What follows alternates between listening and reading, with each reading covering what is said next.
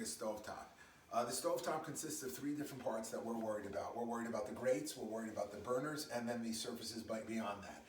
The surfaces that are below the grates, we're going to consider those non-kosher. If any food actually gets down there, we're not going to use it on Pesach, but it doesn't have to be covered or kashered because it's below the area where we're cooking.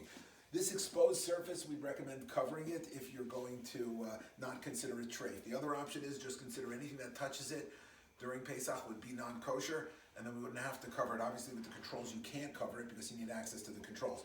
So, and I wouldn't recommend pouring water on here because you can very easily damage these controls. So either cover it or better yet, just consider the whole thing non-kosher. With regards to the burners and the grates, we mentioned there's an option of taking the grates and putting them inside the oven and when you self-clean the oven.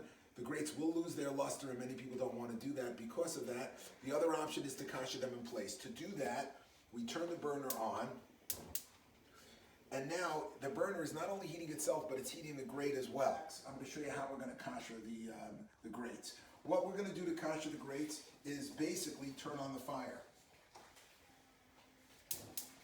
Now the fire's on, and the fire is heating up the grates, and that should work to kasher the grates. The problem is the heat is all concentrated in one area. So the best thing to do is take a pot. The pot can have water in it, because otherwise you'll burn the pot.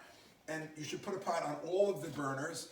So now I've got my burners covered, and that's going to disperse the heat evenly to all of the surfaces that we want to kasher. So I put my pots on, I put my burners on, I leave them on, I'd recommend for about an hour. Once they've been, it'd be a good idea to turn your vent on. If you've got a vent, most of us should. Turn your vent on to pull some of the heat in the air. It's not going to pull the heat off of the stovetop itself, but it will pull it out of the air and will keep your cabinets a little bit cooler. Run that for about an hour. If you're worried about overheating your cabinets, run one side at a time. You can even run one individual burner at a time, but best if the burner's covered.